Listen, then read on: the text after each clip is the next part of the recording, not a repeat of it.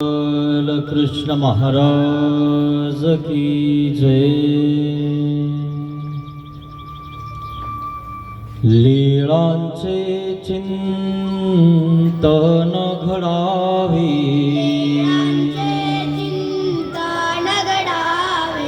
जीवनामुचे पावन व्हावे, पुलकित व्हावी धरा, स्वामी श्री चक्रधरा। जय जय श्री चक्रधरा, स्वामी श्री चक्रधरा, स्वामी श्री चक्रधरा, स्वामी श्री चक्रधरा। श्री गोपाल कृष्ण महाराज की जय। श्री दत्तात्रेय महाराज की जय। दंडवत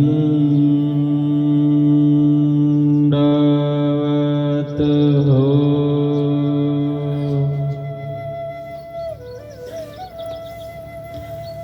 महानुभाव शिदोरी आश्रम निपाणी,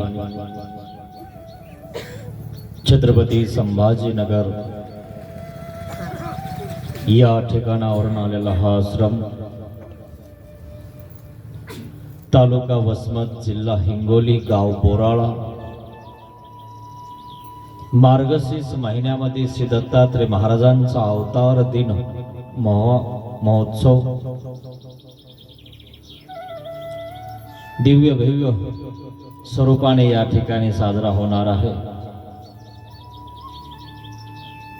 आणि आपण त्या निमित्ताने श्री दत्त कथा व उद्धरण प्रकरण बघत आहोत। अवतार धारण करून परमेश्वर काय करतात? असुर क्रूर राक्षसी लोकांचा नाश करून अधिकारी जीवांचा उद्धार करतात आणि म्हणून वेगवेगळ्या वेशामध्ये वेगवेगळ्या भक्तांना दर्शन देतात। डकले चांगदेव भट्टांना देव दर्शन देणार होते, पण डकल्या आणि चांगदेव भट्ट आपल्या लेकीच्या घरी गेले, ते लेकीचेच झाले। तुम्हाला कोणाचं व्हायचे तुमच्या हातात आहे मित्रांनो। संत ज्ञानेश्वराने सांगितलं, जो जे वांछिल ते तोला है प्राणी जात हा। संत ज्ञानेश्वराने सुद्धा सांगितलं की तुम्हाला जो प्राप्त करायचा आहे ना, तो तुमच्या हृदयात महत्वाचा आहे। मग तुम्हाला कोण प्राप्त करायचंय तुम्ही ठरवा, तो तुम्हाला प्राप्त होईल। श्रीकृष्ण भगवंत जर तुम्ही हृदयात ठेवले तर तोही तुम्हाला प्राप्त होईल। पण तुमची इच्छा काय आहे हे आम्ही काय सांगू शकतो? प्रत्येकाला वेगवेगळे पदार्थ आवडत असतात। खरा पदार्थ तो एक म्हणजे 4 पदार्थापैकी तो परमेश्वर आहे। त्याला प्राप्त करण्यास सगळी धावपळ चालू आहे, पण नेमका तो परमेश्वर कोण आहे हे बऱ्याच पुराणकारांना पंथकारांना माहिती नाहीये। असं एकाही पुराणामध्ये आणि एकाही ग्रंथामध्ये म्हटलेलं नाहीये। इति श्रीमद् भगवद्गीतासु उपनिषत्सु ब्रह्मविद्यायां योगशास्त्रे म्हटलं का असं कोण्या ग्रंथात? ते फक्त एकच ग्रंथात म्हटलं आणि ती म्हणजे श्रीमद् भगवद्गीता आहे। आणि त्या श्रीमद् भगवद्गीतेमध्ये सांगितलेलं आहे ते त्रिकाळ सत्य आहे मित्रांनो। आणि म्हणून ती समजावून घ्या मित्रांनो। ती तुमच्या लक्षात येणार नाही, कळणार नाही, संस्कृत आहे, साधे भोळे लोक आहेत, संस्कृत कसे येणार, कसे बोलणार? आणि म्हणून संत ज्ञानेश्वरांनी त्याच्यावर एक व्याख्यान केलं आहे. ज्ञानेश्वरीचं लिखाण केलं, ते मराठीत केलं. आणि म्हणून या महिन्यामध्ये बरेचसे लोक सप्त्यामध्ये ज्ञानेश्वरीचं पारायण करत असतात. ज्यावेळेस तुम्ही पारायण करता ना, त्यावेळेस संत ज्ञानेश्वर काय बोलतात त्या श्लोकामध्ये हे लक्षात घेऊन पारायण करत जा. म्हणजे तुमच्या लक्षात येईल की ज्ञानेश्वर महाराजही काय सांगतात. श्रीमद भगवद्गीतात सांगते असं नाही, ते पण सांगतात आपुला तो देव एक करून घ्यावा, ते पण सांगतात. आणि म्हणून कोणाला विरोध करायची काही गरज नाही आपल्याला. जो जे वांछील तो तोला आहे प्राणी जात. तुम्ही ठरवा. ज्ञानेश्वरांनी सांगितलं असं आहे. मोठी नोकरी पाहिजे असेल तर मोठीची परीक्षा दे, छोटी मोठी पाहिजे असेल तर छोटं मोठं शिकून घे आणि लागून जाय तिथं टेबल गिबल पुसायला. घंटी वाजवली की लगेच यायला 2 चहा घेऊन ये. कलेक्टर व्हायचं असेल तर अभ्यासही तसाच करावा लागेल ना. माहितीये तुम्हाला, जे कलेक्टर होण्याच्या परीक्षेत बसतात, प्रधान परीक्षेत बसतात, ते रात्री 1-1 वाजूस्तर अभ्यास करतात. तुम्ही तर 1 घंटा इथं बसत नाही आणि देव प्राप्त करायला निघाले. त्यांना तर छोटीशी नोकरीसाठी किती अभ्यास करावा लागतो. तुमच्या घरी जाऊन पोराला विचारा, जर तो परीक्षेत बसला असेल तर. नाही तर तोही तुमच्यासारखाच असेल तर मग तो तुम्हाला काय सांगणार आहे की किती अभ्यास करावा लागतो आई. आणि जो खराच अभ्यास करतो ना, तो तुमचं डोकंच लावत नाही, तो त्याचा अभ्यास करत राहतो. आणि हे इकडे हॉलमध्ये आपल्या टीव्हीचा आवाज वाढवून देतात. आवाज वाढव म्हणे, आवाज वाढव, त्याला कळायला पाहिजे. तुम्ही किती आवाज वाढव, मग हा आवाज मी काढणार, माझा आवाज निघल्यावर सगळे पळणार. सेल बंद करायचे ना कोरोनामध्ये, तुम्हाला कळालं का कलेक्टरची ताकद काय असते? कळालं ना? सगळ्या अवती भोवती फिरायचे की नाही, कसे पळायचे. मग त्यांनी सांगितलं की हो इकडे तिकडं तिकडे इकडं, पोलिस काय हे काय ते काय सगळेच. आणि म्हणून तुमचं तुम्ही कोणीतरी ऐकलं पाहिजे, त्यासाठी तुम्ही काहीतरी शिकलं पाहिजे. त्यामुळे शिक्षण महत्वाचं आहे मित्रांनो. उगाच आपण ओट्यावर बसून याला त्याला नाव ठेवण्यात काही अर्थ नाही मित्रांनो, रिकामा वेळ जातो आपल्याला. विद्वान लोकांना विद्वान लोकांची किंमत असते. साधारण व्यक्ती जर त्या विद्वानाला बोलला तो जाऊ ते बोलू दे भाऊ, त्याला डोकं लावून मो डोकं खराब होऊन जाईल. साधारण व्यक्तीला जर आपण डोकं लावलं तर त्याला रुमण्याशिवाय दुसरं काही माहित नाही, तर रुमण्यात हात घालील. काढू का रुमणं बाबा असं म्हणायचं होय, कशाला नादी लागतं त्याच्या.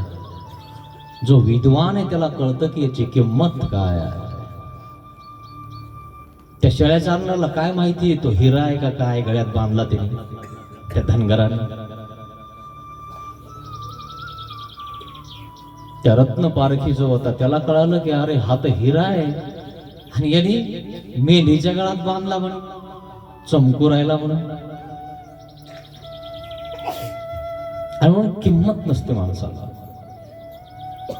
तुमचा जो जीव आहे ना, तो एक हिरा आहे, तो चमकतो. प्रक्रिया करावं लागते मित्रांनो. सोनं लगेच चमकत नाही, प्रक्रिया करावं लागते.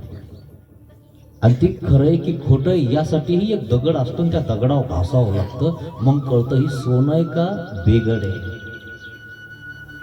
मग रत्न पारखी पण असतात, सोनार पण असतात, त्यांनाच कळतं ही सोनं आहे का पितळ आहे. आपल्यासारखे तर नेकलेसच्याच मागं लागतील आणि कळणार नाही नेकलेस की सोनं आहे. तुम्ही नुसतं तुमच्या पत्नीला एखादा नेकलेसचे दागिने आणा आणि पावती बिवती ओरिजिनल आणा, इतकी खुश होऊन जाईल ना, विचारूच नका. काय कळतं मित्रांनो, ती परीक्षा असेल तर कळतं. आणि मग ती जुने माणसं सांगायचे, दाबून बघ, वाकून बघ, याचं आडमुठ आहे ना, आडमुठ पांगा, वाकून बघितलं की सोनं वाकत आणि बेगड वाकलं की तुटत. सोनं नाही हे, मला फसवता काय? खरंय ना, ओळखू येत ना माणसाला. म्हणजे कितीही माणूस साधा असला तरी देवाने त्याला त्याच्यापुरती बुद्धी दिलेली आहे. तो आज नाही फसणार, पण कालांतराने तरी म्हणेन की अरे आपल्याला इथं फसवलं बरं का बाबा. कालांतराने तरी म्हणेन, आज नाही म्हणला तरी. किंवा कोणीतरी फसवलं की तेव्हा तो म्हणतोच, अरे असं आहे का, असा प्रकार असो. पण ध्यानात घ्या, एका परमेश्वरांचून आपण सुटणार नाही. तुम्हाला कोणता परमेश्वर धरायचा आहे, तुम्हाला कोणता कळालाय, तो तुम्ही जाणून घ्या. आणि लवकर जाणून घ्यायचा असेल तर श्रीमद भगवद्गीताचा अभ्यास करा, लगेच कळेल तुम्हाला परमेश्वर. काल मी तुम्हाला शंकराचार्य सांगण्याचा प्रयत्न केला आणि शंकराचार्य सनातन धर्माचे शंकराचार्य आद्य आचार्य म्हणून गणल्या जातात. आजही शंकराचार्यांना खूप मान असतो. ती एक गादी असते. जसे गाद्या असतात ना प्रत्येक पंथाच्या, की हे मुख्य पीठ आहे, हे विद्यापीठ आहे, तसं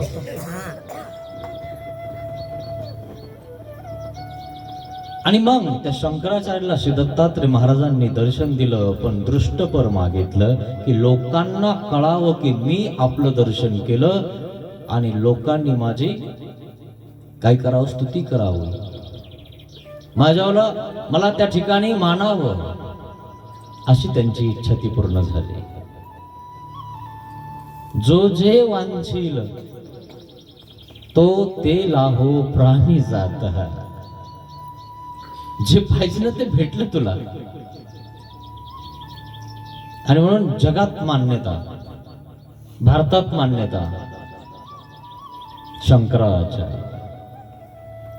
काल आपण बघितलं थोडक्यात, कारण ते वाजत होतं, हे वाजत होतं, घाई गडबड होती. कसं आहे माहितीये का, शास्त्र असो किंवा अभ्यास असो, आपल्याला काय पाहिजे, शांतता महत्वाची आहे. समजून घेण्यासाठी एकांक महत्वाचा आहे. आणि त्या एकांकामध्ये हे आपल्याला कळायला लागतं. आणि जर कोणी व्यत्यय आणला, कोणाचा मोबाईल वाजत आहे, कोणी बोलत आहे आणि कोणी ऐकायलाही तयार नाही, तर सांगणाऱ्यालाही सांगावं वाटत नाही, ऐकणाऱ्याला, ज्याला ऐकायचंय त्याला त्याच्या शेजारचं ऐकू देत नाही. तो म्हणतो बाबा काय करावं, थांबा मीच येतो आता म्हणजे तुमच्याकडे, निवांत सांगा आपल्याला. जसा यदुराजा निवांत बसला झाडाखाली आणि अवधूत वेशामध्ये श्री दत्तात्रय महाराज निवांत बसलेले आणि दोघच एकमेकांमध्ये चर्चा करत आहे. किती मस्त 24 गुरु सांगितले. काय करता, 24 गुरु आपण सगळे घेतले नाही, बघू वेळ भेटला तर तेही सांगून टाकेन. एक कबूतर तुम्हाला सांगून दिला, फक्त कबुतरासारखं होऊ नका एवढं ध्यानात घ्या. समजलाय बऱ्याच जणाला, हसू राहिले.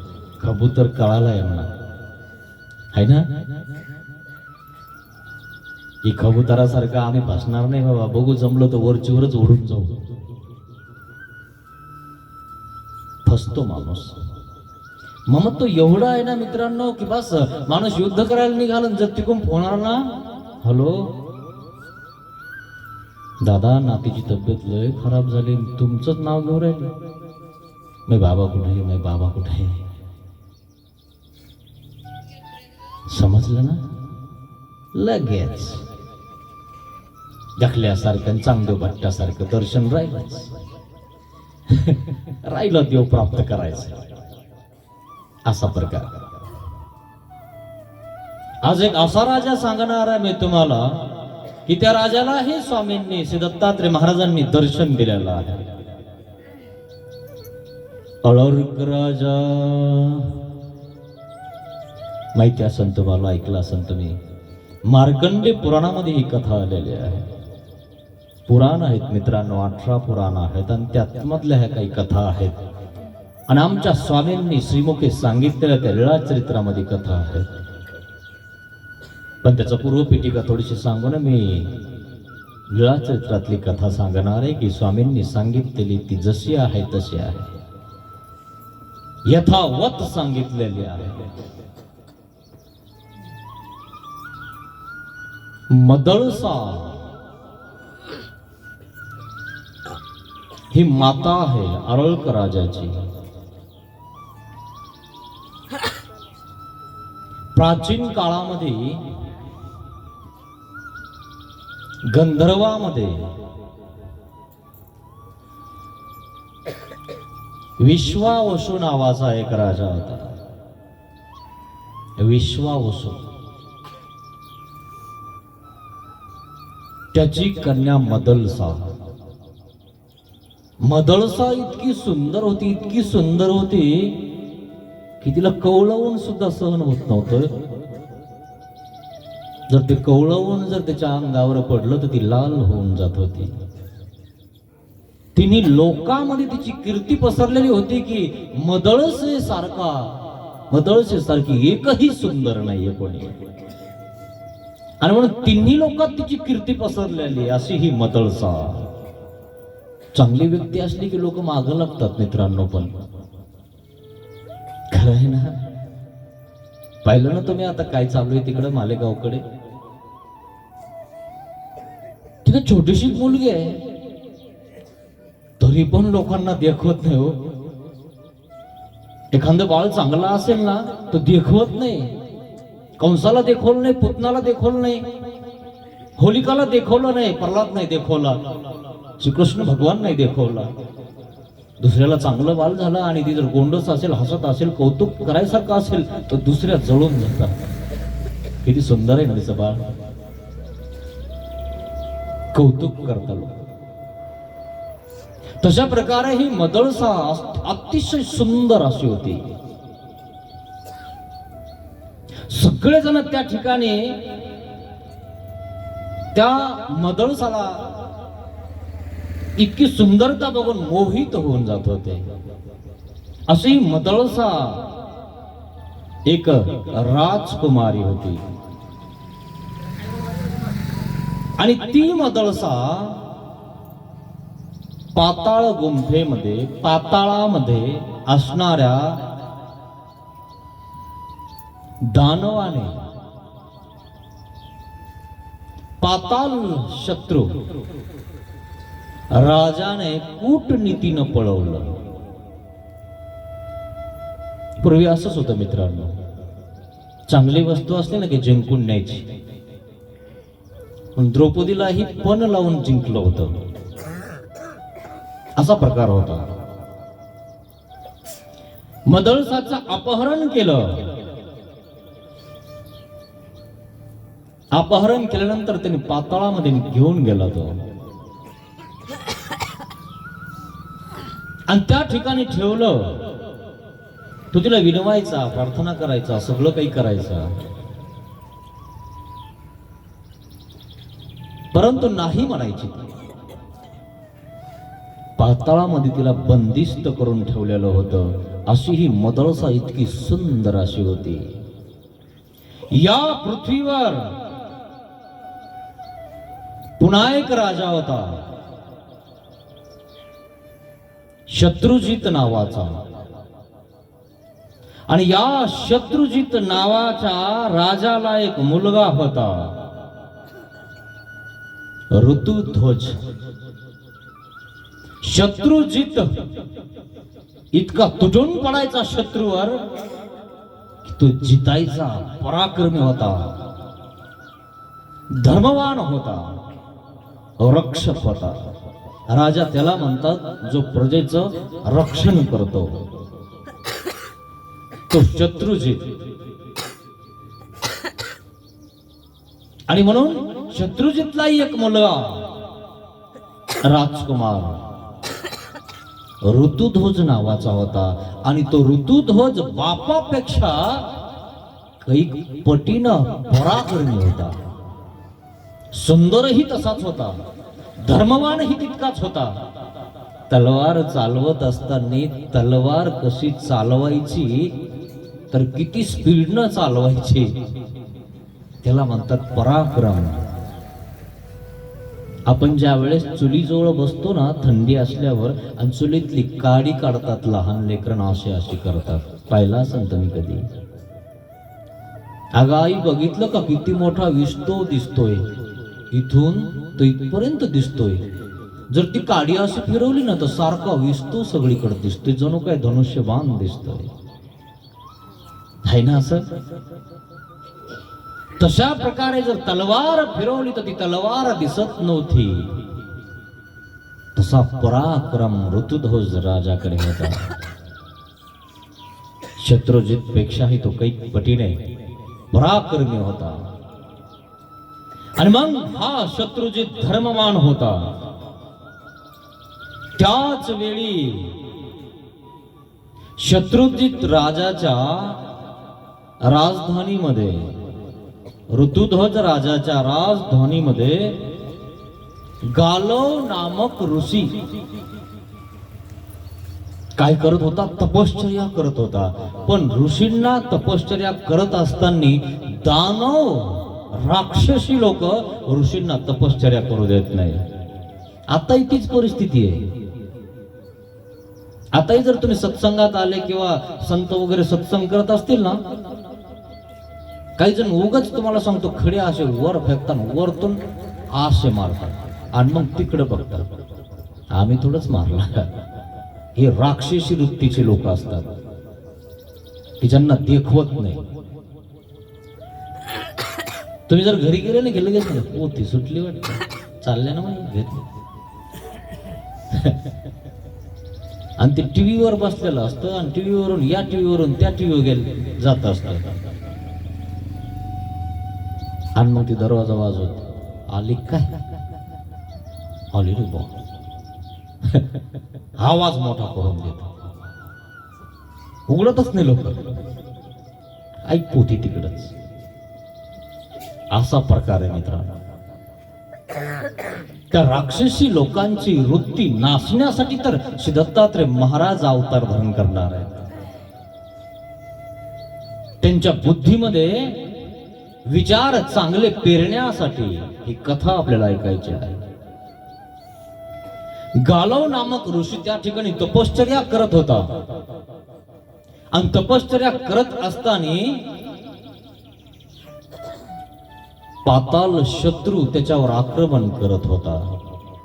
गालव ऋषीवर. हे क्या ऋषींना त्रास देणं आणि ते राजाने दानवाने, तो ऋषी काय करू शकतो सांगा बरं?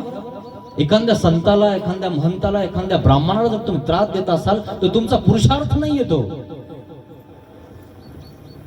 तुमचा पुरुषार्थ तुमच्या समान लोकांसोबत लढण्याचा आहे. तो संन्यासी आहे आणि संन्यासासोबत काय लढतो रे तू? तुझ्यात खराच दम आहे ना तर तुझ्यासारखा पहिलवान बघ आणि त्या पटांगणात उतर आणि त्या ठिकाणी बाळे आपण म्हण की मी तुझ्यासोबत कुस्ती खेळतो. संन्यासासोबत ग्रस्तांनी कुस्ती खेळावी, राजाने कुस्ती खेळावी? अरे लाज वाटते का? कुस्ती खेळायची तर सम माणसासोबत खेळली पाहिजे. आणि एखादा जर खराच पठ्ठ्या असेल ना पहिलवान, तर तो काय म्हणतो, माझ्यापेक्षा 2 किलो वजनाने जास्त असला तरी मी त्याच्यासोबत खेळायला तयार आहे, ये समोर. त्याला म्हणतात खरी कुस्ती. ही काय कूटनीती? एखाद्या संताला, महंताला, ब्राह्मणाला त्रास देणं ही कूटनीती झाली. आणि कशामुळं? की त्यांची शक्ती कमी होती. दानव, पाताल शत्रू मध्ये असणारा राजा, पाताल शत्रू, तो त्या ठिकाणी त्या गालव ऋषीला त्रास द्यायचा, अधूनमधून तपश्चर्या भंग करायचा. आणि मग काही ना काहीतरी तो करायचा, आरडाओरडा करायचा, किलकिल करायचा आणि तपश्चर्या भंग करायचा प्रयत्न करायचा. आणि मग तो वारंवार त्या ठिकाणी तिकडे जायचा, इकडे जायचा. आता दिसणार नाही पण ते राक्षसीच न हो. जिथं नाही तिथं त्या साधूला बघायचे, खडे मारायचे, बोलायचे, तपश्चर्या भंग करायचे. तपश्चर्या भंग केली की यांची शक्ती शिल्लक राहते. म्हणून तर हे दानव लोक आहेत ना, तपश्चर्या करणाऱ्याला तपश्चर्या करू देत नव्हते. म्हणून तुम्हाला माहिती असेल ना, हिरण्यकश्यप तपश्चर्याच करू देत नव्हता. म्हणजे माझी तपश्चर्या करायची, मलाच परमेश्वर म्हणायचं. स्वतःचा पोरगा म्हणला तू मा बाप आहे, परमेश्वर नाहीयेस. सगळे म्हणतात मला, तू का म्हणत नाही? तू मा बाप आहे, बापच म्हणणार. मी देव आहे, मी विष्णू आहे. मी परमेश्वर आहे असा हिरण्यकश्यप म्हणायचा. तो म्हणला पप्पा तुम्ही पप्पाचे. उगत देवाच्या डोक्यावर नका बसून, नवरदेव झाले तेव्हापासून खालीच उतरत जा. राक्षसी लोकांना सांगितलं पकडायला, नेऊन टाका म्हणे याला नदीमध्ये. नदीत नेऊन टाकलं, पुन्हा बाहेर आलं. आलो मी. लगेच तपश्चर्या चालू. तिथंच त्याच्या समोर, त्याच्याच खुर्चीच्या समोर येऊन बसायचा आणि मग तपश्चर्या म्हणजे नामस्मरण करायचं. पुन्हा धरला म्हणे इतक्या दरीमध्ये नेऊन टाका, तुकडे तुकडे झाले पाहिजे याच्यावाले. वरतून फेकून दिला दरीमध्ये. इतकी खोल दरी विचारूच नका. टाकून दिलं त्या ठिकाणी, पण विष्णूनं झेलून घेतलं, खाली ठेवून गेलं, पुन्हा वर पाठवून दिलं. आलो मी पप्पा, पिताश्री आलो. आलोय. मरत कसं नाही, मरण कसं. भक्ती तुमच्यापेक्षा मोठ्याची करतोय, उगाच नाही. असं राक्षसांना सांगितलेला कापून टाका, उभं कापा. बांधा म्हणे एका झाडाला नेऊन उभं कापलं. त्याच्या शरीरातून आर पार शस्त्र निघून चालले ना. म्हणे महाराज काही करा, आपला प्रल्हाद मरतच नाही. घामा गर्द झाला हिरण्यकश्यप. सगळ्यांना मारलं, सगळे साधू संत यांचे सगळ्यांचे यज्ञ उद्ध्वस्त केले, पण स्वतःच एक छोटस पोरग त्याला घाम फोडतं, त्याच्याच घरामध्ये तपश्चर्या करत. तो घाबरत नाही. पप्पा मी तुम्हाला घाबरणार नाही, आणि मी काय करणार, माझ्या कुळदैवताचं पूजन करणार, तपश्चर्या करणार. घाम फुटला, काय करावं सुचना हिरण्यकश्यपला. इकून तिकून त्याची बहीण आली. म्हणे काय झालं तुला हसायला. म्हणे काय नाही, तुला एवढं पोरग आवरणा म्हणे. सगळे आवरले म्हणे ते दानवतून, हे आवरणा म्हणे तुला पोरग. म्हणे आपलं पोरग येणं म्हणून आवरत नाही. आपलं पोरग आपल्या घरात आवडतं का आपल्याला, बघा ना तुम्ही. शांत बसत नाही, एकदम टाव फोडा का बस. काय करावं. टाव फोडा तरी घाबरती. हो हो हो हो हो हो. एक नाही दोन नाही. एकदा टाव फोडा संपला विषय. एकदा का जर पाय जर तरी जमिनीला आदळले, हात सोडले की बस फुफुटा सगळीकडे. पाहिजे कसं लेकरू असतं, तर अंगावर माती घेऊन टाकतं. शेजारनी पाजारनी म्हणजे हिला सांभाळता येत नाही, काय नाही म्हणजे लेकरू तिचे भरून टाकलं, तिलाच बोलणे खावं लागतं. पोराला जरा व्यवस्थित घ्यावं, समजावून सांगावं, कळत तुला काही. हो हो बस तुझं. दुसरं झाल्यावर कळ म्हणे तुला कसं सांभाळायचं. होलिका जवळ आली आणि सांगितलं, भैया याचा विल्हेवाट मी लावतोय. प्रल्हाद जवळ येतो आणि नमस्कार करतो आपल्या त्याला. बुवा तुम्ही कधी आले. आत्ताच आले बेटा. हा नमस्कार करतो, ती कूटनीती करते याच्यावर, याला मारायचा प्रयत्न करतो, हा नमस्कार करतो. आणि त्या होलिकाला ब्रह्माचं वरदान होतं, अग्नीचं वरदान होतं. सांगितलं ठीक आहे, मोठी एक त्या ठिकाणी गौऱ्या टाका आणि तिच्यावर जाळ लावून द्या. याला घेऊन तिथं मी बसते म्हणे. याला सांगते आपल्याला तपश्चर्या करायला बसायचं. या पोराला काय कळतं. घेतलं लहान लेकराला त्या ठिकाणी काढावं, घेतलं मांडीवर बसवलं आणि याचं तपश्चर्या चालूच. होलिका तिथं बसलेली होती. सांगितलं दानवाला द्या म्हणे पेटून. आता तिला वाटलं आपल्याला अग्नी पेटवणार नाही, कारण आपल्याला ब्रह्माकडनं वरदान आहे, तुला अग्नी काहीच करणार नाही. पण तुला वरदान कायसाठी दिलंय, तुझ्या संरक्षणासाठी दिलं, दुसऱ्या मारायसाठी नाही दिलं. त्या वरदानाचा सदुपयोग कर, लोकांना मारायसाठी उपयोग करू नको. हे तिला तिच्या अहंकारामुळे कळालंच नाही. अहंकाराने माणूस आंधळा होऊन जातो मित्रांनो. बसली घेऊन पेटवल्यानंतर त्याची तपश्चर्या चालू झाली आणि पेटायला लागलं ना. पेटायला लागल्यावर प्रल्हाद पेटायला पाहिजे ना, तर होलिका पेटायला लागली, तिच्या तोंडातनं नाकातनं जाळ निघायला लागला आणि जाळ निघाल्यानंतर ती त्या ठिकाणी ब्रह्माला वरदान दिलं आहे म्हणून त्याला ती शिव्या शाप द्यायला लागली. हे काय केलंय तुम्ही ब्रह्मा? तुम्ही मला वरदान दिलंय आणि वरदान दिल्यानंतर तुमच्या वरदाने मला वाचवायला पाहिजे का जाळायला पाहिजे? म्हणजे तुला वरदान दिलं ना, तुला वाचवण्यासाठी दिलं, लोकांना जाळायसाठी नाही दिलं आणि भक्ताला जाळायसाठी दिलेलं आहे. आणि म्हणून भक्ताला जो जाळतो ना तो जळून जातो, खाक होऊन जातो. खाक झाली म्हणून होळी करतात लोक, करताना होळी आणि मग त्याची राख अंगाला लावतात. राख रांगोळी झाली त्या होलिकाची. प्रल्हादाला झालं काही? झालं का भक्ताला काही? भक्त तिथून उठून खाली आला. पिताश्री आलो. आला बुवा कुठे? जळाली म्हणे ती. जळाली? जाळली काय तू? मी नाही जाळली म्हणे, मी तो पश्चर्या चालू होती आणि ती मला जाळत होती. मग आत्या आतून असून मला मांडीवर बसवलं, जाळायला निघाली, जळून गेली. म्हणून संत महंत संन्यासी यांना जाळायचा, यांना बोलायचा प्रयत्न करण्यात आपला सर्व नाश होऊन जातो. मित्रांनो, शिशुपालाचा सर्व नाश झाला की नाही? शिशुपाल निंदा करिता बहुत उपसाइले गोपीनाथा. खूप खूप क्षमा केली, शेवटी नाश झाला. हिरण्यकश्यप रागावला आणि हे पोट्ट माझा असून माझ्याच घरात तपश्चर्या करतं, माझं नाव घेत नाही आणि कोणी विष्णूचं नाव घेतं. सांग तुझा विष्णू कुठे आहे? म्हणजे सर्वत्र आहे. विष्णू म्हणजे व्यापक आहे, तो सगळीकडे माझा विष्णू. म्हणजे कुठे कुठे आहे? सगळीकडे आहे. सांग म्हणजे कुठे आहे? गदा हातात घेतला, सांग या खंब्यात आहे का? म्हणजे हो, या खंब्यात सुद्धा आहे. खंब्यावर घेतला आणि चढून गेला आणि धाडकन दिवशी एक गधा मारला आणि त्या ठिकाणी नरसिंहाचा अवतार झाला. नरसिंह त्या ठिकाणी अवतार झालेला आहे आणि हिरण्यकश्यपला त्या ठिकाणी घबराट सुटलेली आहे. सगळं त्या ठिकाणी घाबरायला लागलेलं आहे, सगळं जग घाबरायला लागलेलं आहे आणि इतके घाबरले, सगळे देवता घाबरलेले आहेत. घाबरल्यानंतर पकडलं हिरण्यकश्यपला. हिरण्यकश्यपला पकडल्यानंतर उंबरवट्यावर आणलं आणि उंबरवट्यावर आठवण करून दिली, हे बघ तुला ब्रह्माचं वरदान आहे ना, तू शस्त्राने मरणार नाही, अस्त्राने मरणार नाही, दिवसा मरणार नाही, रात्री मरणार नाही, संध्याकाळी मरणार नाही, तू घरात मरणार नाही, दारात मरणार नाही. हे बघ तुला मी नराने मारत नाही, सिंहाने मारत नाही, नरसिंह आहे मी. बघ तुला शस्त्राने मारत नाही, अस्त्राने मारत नाही, दिवसा मारत नाही, रात्रच्या मारत नाही, घरात मारत नाही, दारात मारत नाही, तुला उंबरवट्यावर मारतो, नखाने मारतो. डायरेक्ट दिवशी पोट फाडून टाकलं. फायदा ना? सगळे घाबरले देवता.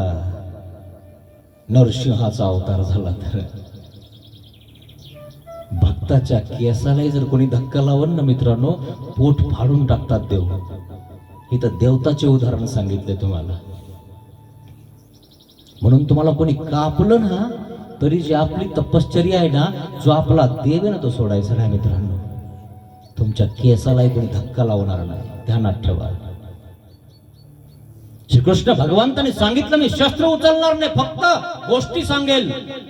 युद्धामध्ये सर्व सैन्य दुर्योधनाला देऊन टाकलं आणि फक्त अर्जुनाकडनं श्रीकृष्ण महाराज झाले आणि तिथे युक्तीच्या गोष्टी सांगायला लागले. आणि मग त्यावेळेस दुर्योधन रागवला आणि भीष्म पितामहाला म्हणतोय, तुम्ही आमच्यासोबत गद्दारी करताय, मारत का नाही तुम्ही अर्जुनाला?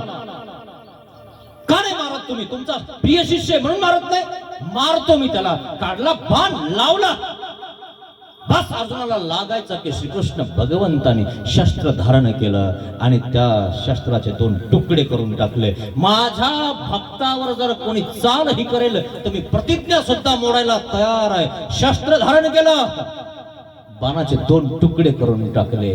यावेळेस महादाईसा म्हणते, देवा जर आपल्या अर्जुनाला थोडस लागलं असतं, बाण लागला असतं, तुम्ही काय केलं असतं? देव म्हणतात, बाई येरी डोई आदळी जाताय, ही पृथ्वी उचलून दुसऱ्या पृथ्वीवर आदळून टाकली असते आम्ही. माझ्या भक्ताच्या केसाला जर धक्का लागला असता तर. सर्वज्ञ श्री चक्रधर स्वामींनी लीळाचरित्रामध्ये स्पष्ट सांगितलेलं आहे. काळजी करायची गरज नाही मित्रांनो. 7 लाख लोक कुठं, 40 लाख लोक कुठं, तरीही 5 पांडव जिंकले का नाही? फक्त युक्ती पाहिजे, ज्ञान पाहिजे. लोक पुढचे किती आहेत याची काही गरज नाही मित्रांनो. काही लोकांना डोकंच नुसतं भांडायचं पण भांडल्यावर काय होईल हे त्यांना कळतच नाही. पण कसं भांडायचं, कुठं हाणायचं, हाणता येतं की नाही ही कळत नाही आणि अंगावर येऊन जातो. मग डोक्याने काम करायचं आणि ते डोकं फक्त ब्रह्मविद्यामध्ये आहे. ती ब्रह्मविद्या आपल्याकडे पाहिजे मित्रांनो. अशा प्रकारे भक्ताला धक्का सुद्धा लागत नाही मित्रांनो. आणि भक्ती करा त्या श्रीकृष्ण भगवंताची. ऋतुध्वज हा जो दानव आहे, पाताल शत्रूमध्ये असणारा पाताल शत्रू राजा, यांनी ती मदलसा त्या ठिकाणी कपटीनं त्या ठिकाणी चोरून नेली, अपहरण केलं, पाताळात ठेवलं. गालव ऋषी, आणि तो गालव ऋषी ऋतिध्वज याच्या राज्यामध्ये तपश्चर्या करत होता. तपश्चर्यावर मी तुम्हाला ती कथा सांगितली की तपश्चर्या करण्याला जर तुम्ही थोडीशी खरूच आणली ना, थोडीशी जर असं जर तुम्ही टोचणी केली ना, तर काय होईल बघा. करणं होत नाही तर करू नये माणसाने काही, पण जो करतोय ना त्याला नावं भूट आणि काड्या त्याच्या करू नये. आपल्याला काडी लागून जाते मित्रांनो. सकाळी सांगितलं मी तुम्हाला, हे करायचं काय. आणि मग ऋतुध्वज गालव ऋषीला एकदा अचानक एक स्वर्गातनं एक दैवी पुरुष आला आणि दैवी पुरुष गालव ऋषीकडे गेला आणि गालव ऋषीला एक घोडा देऊन गेला. गालव शौर्य म्हणजे घोडा, अतिशय उत्तम असा घोडा, अतिशय पांढरा शुभीत आणि इतका भारी की तो पाताळामध्ये जाऊ शकतो, मृत्यूलोकात जाऊ शकतो, स्वर्गात जाऊ शकतो. इतका भारी घोडा गालव ऋषीला दिला. गालव ऋषीला त्या दैवी पुरुषाने सांगितलं, हा घोडा ऋतुध्वजला द्या. तुम्हाला दानव त्रास देतात ना, तर तुम्ही काही करा, हा घोडा ऋतुध्वजला द्या आणि त्याला सांगा, त्याला विनंती करा.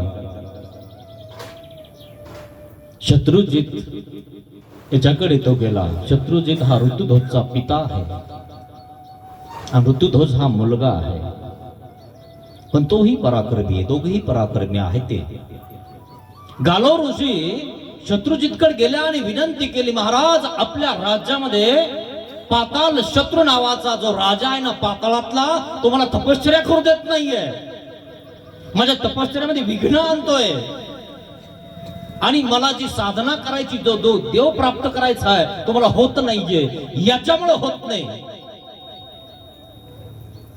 मला एक दैवी पुरुष भेटलेला आहे आणि त्या दैवी पुरुषाने एक घोडा मला दिलेला आहे आणि तो घोडा त्या दैवी पुरुषाने आपल्या ऋतुध्वज नावाच्या राजकुमाराला द्यायला सांगितलेला आहे. कारण या घोड्यावर बसून ऋतुध्वजचा पराक्रम अजून वाढणार आहे. असा तो घोडा दिला गालव ऋषीनं आणि ऋतुध्वज त्या घोड्यावर बसला. घोडा चांगला पाहिजे असतो माहिती का तुम्हाला, म्हणून सारथी चांगला पाहिजे असतो युद्ध करताना. घोडे कसे पाहिजे असतात ते श्रीकृष्ण भगवंतालाच माहित असतात आणि म्हणून असे साधारण घोडे घेतले श्रीकृष्ण भगवंतांनी. सगळे म्हणाले, महाराज हे चालतील का आपल्या घोड्याला, हे काही झालं राहिलं यांना कट मारता येईल का म्हणे. टेन्शन नका घेऊ म्हणे तुम्ही, सारथी तसा पाहिजे म्हणजे घोडा तसा पाहिजे, हातात तलवार. शिवाजी महाराजांच्या हातामध्ये तलवार आहे की नाही, घोडा आहे की नाही, कसा घोडा आहे, बस टाके हातात तलवार आहे, ये पुढे. नुसतं बघितलं चळचळ कापतात लोक. शत्रुजी दोघच नाही, इतका तुटून पडायचा ना. आजाद शत्रू माहिती का तुम्हाला, याचा इतिहास तुम्हाला शिकवले जात असताना एखाद्या वेळेस तक्षशिलामधून किंवा तुमच्या इतिहासामधून. आजाद शत्रू नावाचा एक राजा होता, इतका तुटून पडायचा ना तो एकावर की बस 100-200 लोक त्या निष्ठाच्या दंडामध्ये तो असा हे करून टाकायचा. असा आजाद शत्रू नावाचा एक राजा होऊन गेला. पूर्वीचे राजे बळावर लढत होते आणि आजचे राजे डोक्याने लढतात, अणुबॉम्ब टाकतात, कूटनीती करतात, एखादा कोरोना सोडून देतात. ही कूटनीती आहे. मागून येऊन काय वार करतो, पुढे येऊन कर. पूर्वीचे राजे पुढे येऊन म्हणायचे की तलवार, अरे खाली पडलेला मारत नाही आम्ही, ओठ तलवार त्याच्याकडे द्यायचे, ओठ तुझ्यासोबत लढायला मी तयार आहे, मागून वार करत नाही तुझ्या मी. समारोह करणार, त्याला म्हणतात राजा आणि त्याला म्हणतात योद्धा. हे काय मागून वरायचा वार, कशा कथा आहेत पाहिल्या तुम्ही. कोणी 20 पाचतं, कोणी काही करतं, कोणी काही करतं. या कलियुगामध्ये असंच आहे सगळं. कुटनीत्या सगळ्या समोरासमोर कोणी नाही काही करणार. जर काही नाही झालं तर एखाद्या बाईचा सहारा घेतात आणि त्याचं त्या ठिकाणी काहीतरी करून टाकतात. त्या बाईच्या अपमानित करता किंवा मग बदनाम करता. अरे कूटनीतीनं कशाला त्या बाईला पुढे घालून कशाला युद्ध करतोस, येणं तुझ्या दम आहे समोर. तर बाईला पुढून लागला सांगायला, अरे त्या भीष्माच्या बाईला सुद्धा मारत नव्हता. त्या ठिकाणी श्रीखंडी होती, म्हणे मी बाई वार करणार नाही.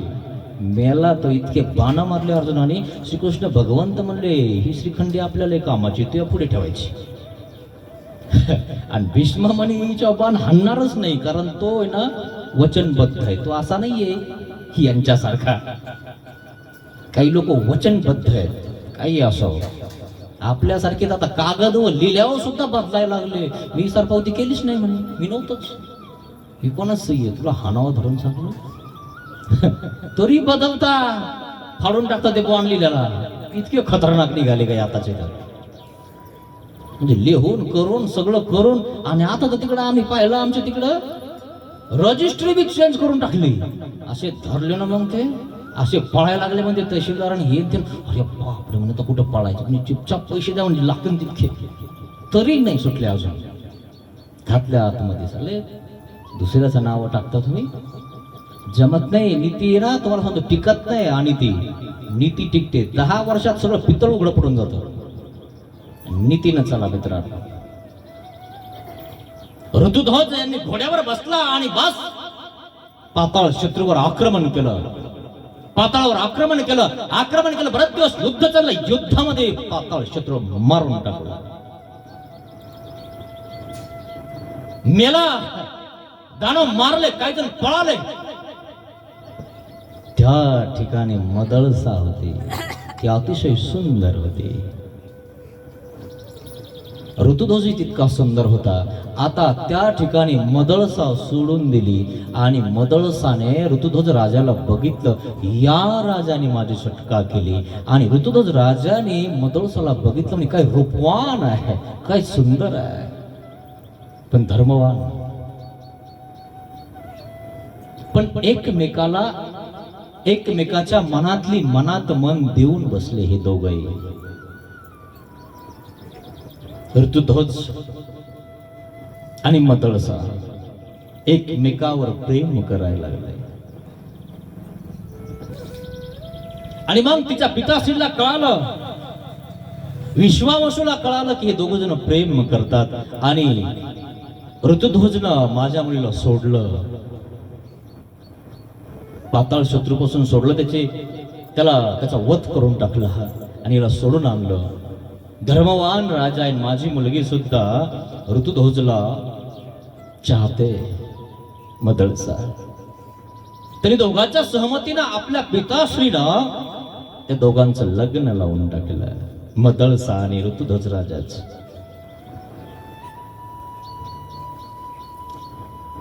लग्न लावलं. आणि मग काय झालं, पुढे बराच काळ सुखाने गेला त्यांचा. मदळसाला 3 मुले झाले. विक्रांत, या पहिल्या मुलाचं नाव विक्रांत ठेवलं गेलं. आणि असे 3 मुलं त्या ठिकाणी झालेले आहेत. पराक्रमी आहेत ते 3ही मुलं.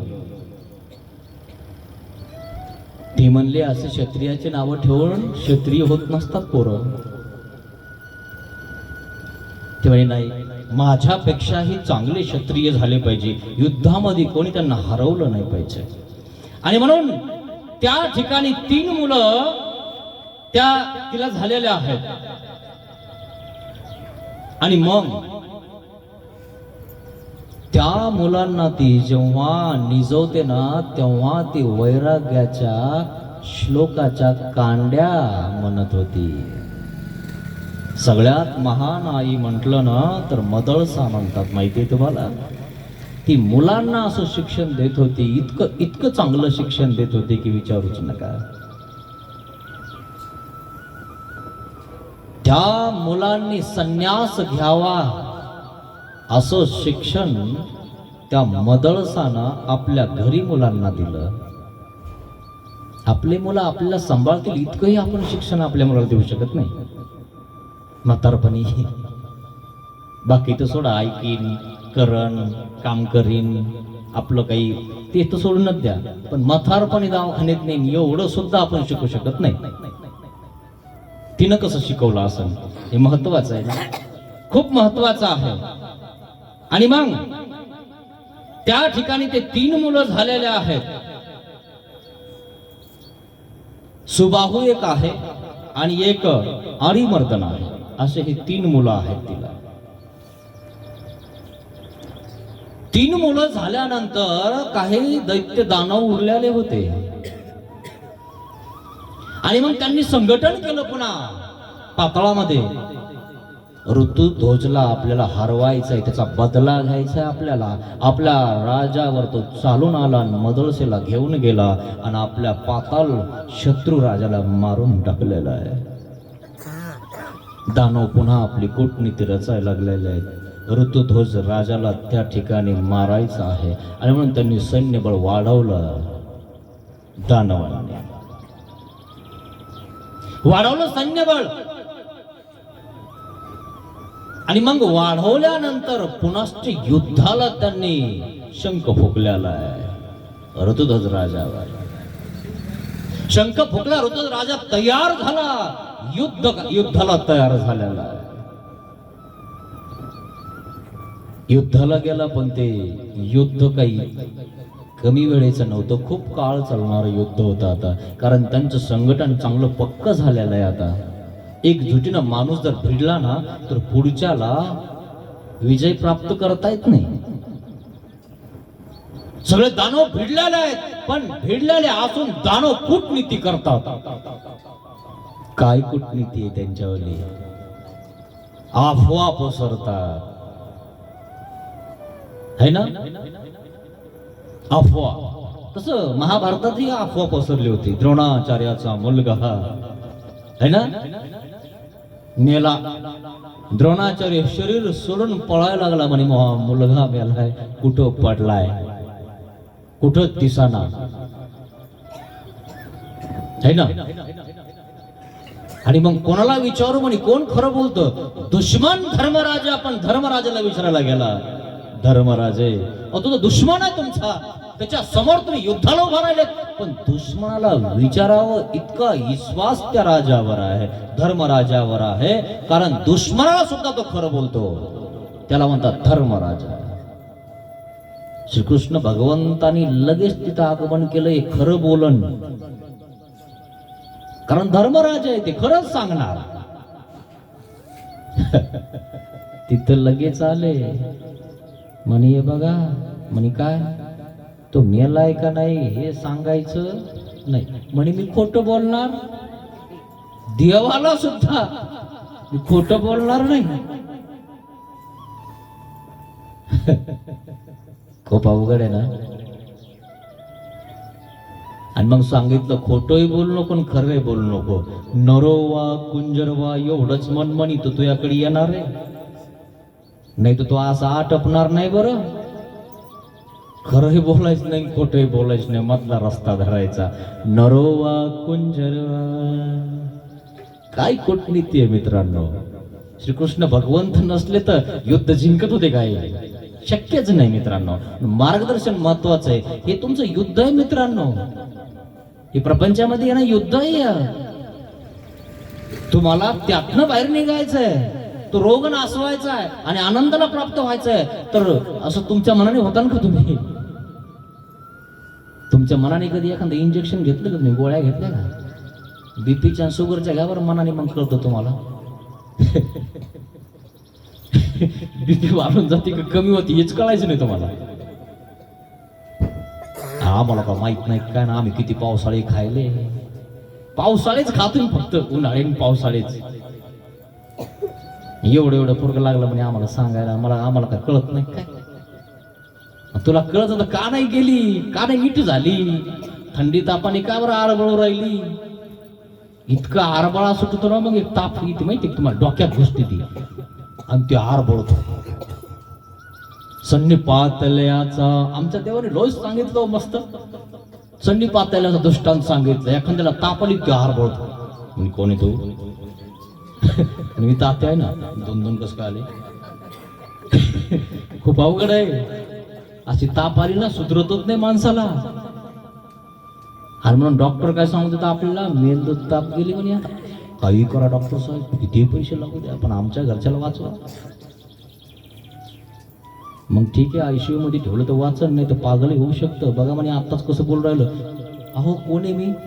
कुठून आले तुम्ही? अरे बापरे म्हणे, आता तर काहीच खरं नाही म्हणे. खरं आहे ना,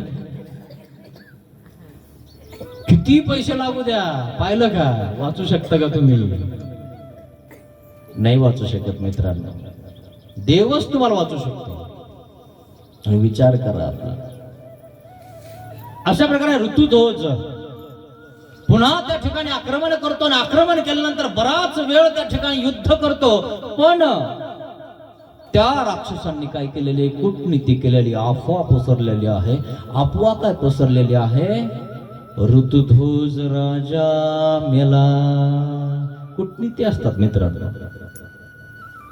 अफवा पसरली पसरली पसरली आणि शत्रुजीत राजापर्यंत पोहोचली, मदळसापर्यंत पोहोचली. मदळसा इतकं इतकं प्रेम करत होती ऋतुध्वज राजावर की बास विचारूच नका, इतकं प्रेम करत होती. तिनं नुसतं ऐकलं ऋतुध्वज राजा युद्धामध्ये मेला, तशीच मेली, मदळसा मेली. हे पुराणातल्या कथा आहेत, मार्कंडे पुराणातल्या बरं का. आणि मग युद्ध बराच काळ चाललं. पण ऋतुध्वज राजा जिंकून परत आला. पण अफवा काय झाली? ऋतुध्वज राजा मेला. आता ऋतुध्वज राजा विजयी झाला, तो आनंदित झाला. माझ्या प्रियकरीला, माझ्या पत्नीला किती आनंद होईल की मी पुन्हा विजयी झालो. माझ्याला स्वागत करण्यासाठी ती ताट घेऊन ओवाळायला पुढे येणार आहे. आणि म्हणून तो झटकन दिवशी घोड्यावर बसला आणि बस आपल्या राजधानीकडे आगमन करत आहे. ऋतुध्वज राजा त्या ठिकाणी आगमन करतो. राजमहालाच्या समोर सगळं सुकाट आहे, कोणी बोलत नाही, कोणी काही नाही, कोणी स्वागताला उभं नाही. सगळ्यांच्या मानाखाली म्हणे काय झालंय? मदळसा कुठे? तर मदळसा इतकी सुंदर होती. ऋतुध्वज राजा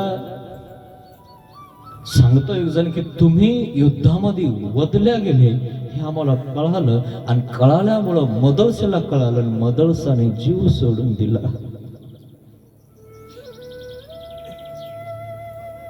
ऋतुध्वज राजाला सुद्धा त्या ठिकाणी झटका आला आणि खाली पडून गेला. कारण ऋतुध्वज राजा सुद्धा मदळसावर इतकं प्रेम करत होता. डोकं काम करणं त्याचं पाळणा खाली. नंतर दवाखान्यात इकडं तिकडं नेलं, वैद्याकडे नेलं, काही फरक पडला. इकडून तिकडून थोडासा बरा केला, पण तो पागल झाला. पागल होतो माणूस माहिती प्रेमामध्ये.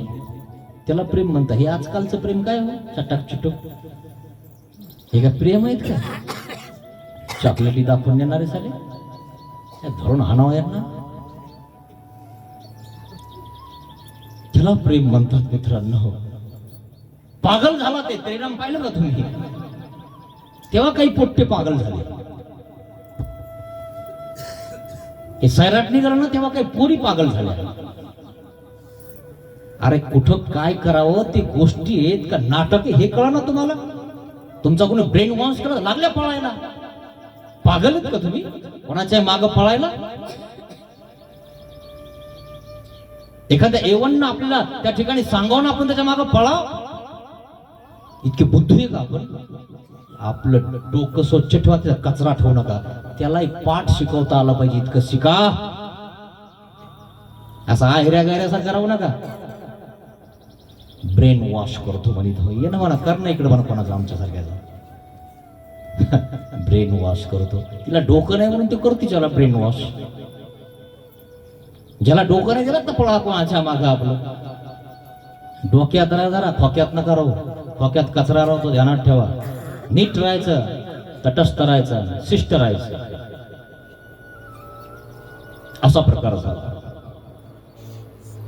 आणि तो पागल झाला मित्रांनो. उपाय केला, भरपूर काही उपाय केला, काही फरक पडला नाही. ऋतुध्वज राजाचा एक मित्र होता, नागराज. त्याचा एक छोटस राज्य होतं आणि ते नागराज त्याचा खूप खूप प्रिय मित्र होता. ऋतुध्वज राजा पागल झाला, मदळसा मेली आणि मग तो नागराज काय करतोय, तपश्चर्या करतोय की माझा मित्र पुन्हा व्यवस्थित झाला पाहिजे आणि मदळसा याला भेटली पाहिजे. असा मित्र भेटन तुम्हाला नागराजासारखा. आजकालचे मित्र तर आपल्या ताटातलं खायला कमी नाही करणार साले, असे धरून हाना मित्र करता. त्याला म्हणतात मित्र. त्यांनी तपश्चर्या केली ऋतुध्वज राजासाठी की माझा मित्र मदळसेमुळे पागल झालेला आहे. तपश्चर्या केली, शिवाची तपश्चर्या केली, शिवाला प्रसन्न केलं. त्याची तपश्चर्या त्याच्यासाठी नव्हती, त्याच्या मित्रासाठी होती, दुसऱ्यासाठी होती. आणि म्हणजे दुसऱ्यासाठी करतो ना त्याला सहजगत्या सगळं प्राप्त होतं, सहज. फक्त त्याने दुसऱ्यासाठी करावं, समाजसेवा करावी, सगळं प्राप्त होतं त्याला. तपश्चर्या केली आणि शंकर त्या ठिकाणी प्रसन्न झाला. माग तुला काय पाहिजे म्हणे. माझा मित्र ऋतुध्वज हा पागल झालाय आणि मदळसा त्याची पत्नी, तो मेला म्हणून वार्ता ऐकली आणि म्हणून ती मेली, ती परत पाहिजे. तपश्चर्या केली या दोघांसाठी, स्वतःसाठी नाही केली. देवता जास्त प्रसन्न झाली. दुसऱ्यावर परोपकारी करत असतात ना, त्याच्यावर लवकर प्रसन्न होतात देव. इकडे तसंच आहे. दैवर हाती म्हणजे दुसऱ्यासाठी जर तुम्ही करणार ना, सगळ्यांना सांभाळून नेणार ना, सगळ्यांना व्यवस्थित सांगणार ना, चला ना या ना, आणि तुम्ही सगळं करणार आणि त्याला व्यवस्थितरित्या बसवणार, तर तुम्हाला सगळ्या गोष्टी परमेश्वर पर्यंत तुम्हाला परमेश्वर सहाय्य करत राहील. म्हणून तर आमचे संत वगैरे सगळे नेतात तुम्हाला सांभाळून वगैरे. चला चला चला. तुम्हाला काय माहित असतं कुठं मुक्काम करावं, कुठं काय करावं, कुठं काय खावं. एखादे स्वतःची गाडी घेऊन जातात, मग द्वारकेला म्हणा, कुठं म्हणा, मग ते 4-5 जण असतं. म्हणे आता झोपायचं बोलू रे म्हणे, कुठंतरी झोपू ना म्हणे. लॉजो झोपायचं म्हणचं ना, लॉजो झोपू. 2000 रुपये म्हणे एका खोलीचे, दोघाचे 2 आहे. अरे बापरे म्हणे, अवघड आहे म्हणे, खायचे वेगळेच. अरे बापरे, बाबासोबत आलो असतो बरं झालं असतं भाऊ, आयला रिकाम असतो म्हणे. काय कळतं बाबाला, आपणच जाऊ. अरे म्हणे इथं आपल्याला माहीतच नाही कुठं काय म्हणे, गाईड लावावं लागतो. गाईड कळतो ना म्हणतो, माहिती सांगणारा. फुकट नाही भेटत नाही. 2000 घेतो. 2000 घेतो बाबा, तर फुकटच होता म्हणे आपला. बाबाची किंमत नाही कळाली. तो फुकट होता, फुकट नेत होता, सांभाळून नेत होता, सांभाळ आणत होता. कळाली का किंमत? तिथं गेल्यावर कळाली की अरे तेच बरं होतं. सगळ्यांसोबत गेला असतो, गावातले राहिले असते, आपण राहिलो असतो, व्यवस्थित गेला असतो. असा प्रकार आहे मित्र. नंतर कळतं माणसाला. बस मदळसा आणि ऋतुध्वज राजा त्यांनी परत मागितला आणि बस राजा शुद्धीवर आला. ऋतुध्वज राजा शुद्धीवर आला, व्यवस्थित झाला. मदळसा पुन्हा आली. एक कथा आहे बरं का पुराणातल्या, मार्कंडेय पुराणातल्या. ते म्हणणार गेल्यान आल्यान इकडन तिकडन. ते मग त्यांना विचारा तुम्ही, जे आहे ते सांगते तुम्हाला, की नाही. आणि म्हणून ते लीळा चरित्रात जे सांगितलं तेच. मग पुराणातले वांगे असतात काही, हे ध्यानात ठेवायचं. काही दंतकथा असतात, पण पुराणाचं आहे ते खरंच आहे. पण काही होय काही न होय असं समजून घ्या. मेलला माणूस प्रतीत असतो का? मग कसं काय आणलंय नाही? आता ते तपस्वी होते, काही होते, मग ते काही म्हणा, मग काही लावा तुम्ही तिकडं, कारण त्यांचं ते पुराणच आहे. आमच्या ब्रह्मविद्या ते वेगळंच आहे, व्यवस्थित आहे. एकदा गेलेला परत आणता येत नसतो. कसा आणणार परत तुम्ही? तोच कसा आणणार? त्याचे कर्म वेगळे आहेत, त्याचा लेप वेगळा आहे. ते जाऊ द्या, ब्रह्मविद्याच्या सध्या लांबच ठेवा. नंतर तुम्हाला ब्रह्मविद्या घेतो मी. सध्या कथात चला तुम्ही पुराणामध्ये, कारण सगळे सांगत असतात ना, मग तुम्ही ऐकतच असतात. आणि मग मदळसा ऋतुध्वज राजा आनंदाने त्या ठिकाणी राज्य करायला लागले. आणि आनंदाने राज्य करत असताना पुढे काय झालेलं आहे म्हणाले, त्यांना एक पुन्हा मुलगा होतो. मग तो कोणता मुलगा होतो? बराच काळ लोटल्यानंतर आनंदी सुखी जीवन जगल्यानंतर त्यांना एक मुलगा होतो. त्याचं नाव आळर्क ठेवते, मदळसा ठेवते. ती म्हणते बघा 3 मुलाचे नाव तुम्ही ठेवले, पण या मुलाचं नाव मी ठेवणार आहे. तुम्हाला वाटलं ते 3 मुलं मी क्षत्रिय करण, पण मी त्यांना काय केलं? संन्यासी करून टाकलं. आजकाल तर म्हाताऱ्या माणसाला सुद्धा संन्यास घेऊ देत नाहीत लोक. काय तुम्ही आई आहे का बाप आहे का कोण आहे काहीच कळलं ना तुम्हाला. आहे का काही डोकं गिक, काही शास्त्राचा अभ्यास काही? 4 आश्रम नाही आहेत का? 4 आश्रमाप्रमाणे जगायला नाही पाहिजे का तुम्ही? ब्रह्मचर्य आश्रम आहे ना, काही काळ ब्रह्मचर्य करून नंतर गृहस्थ आश्रम आहे ना, आहे का नाही? आमच्याच पंथाने सांगितलं का? सगळ्या पंथात चालतं नाही. नंतर वानप्रस्थ आश्रम आहे की नाही, आणि नंतर संन्यास आश्रम आहे की नाही. मग शेवटी संन्यास नाही तर काय करतो? धक्के खातो काय घरच्यांचे?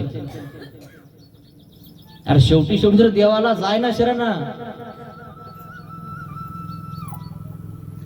हाडकं सुद्धा वाहू द्यावं वाटत नाही. सुटलेलं फुलगुलाबाचं असं पायाखाली तुडवता लोक, पण देव म्हणतो ठीक आहे, हे वाहिलं तरी मी घेतो. त्याचा वरचा पाला काढला ना, गुलाबाचं फुल माहिती ना तुम्हाला, कळतं ना? जर सुकलेला असेल ना, घरी गेल्यावर काय करा, वरच्या इकडे 2-3 त्याच्या पाकळ्या काढून टाका.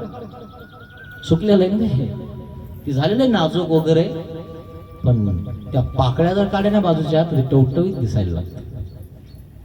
दिसतं की नाही? तसं आहे, ही पाकळी काढली ना तुमच्यावाली आणि इकडे आले ना की पवित्र होऊन जात तुम्ही. पवित्र लोक पूजा करायला लागतात, तुमची पाया पडायला लागतात, बाबा आशीर्वाद द्या म्हणायला लागतात.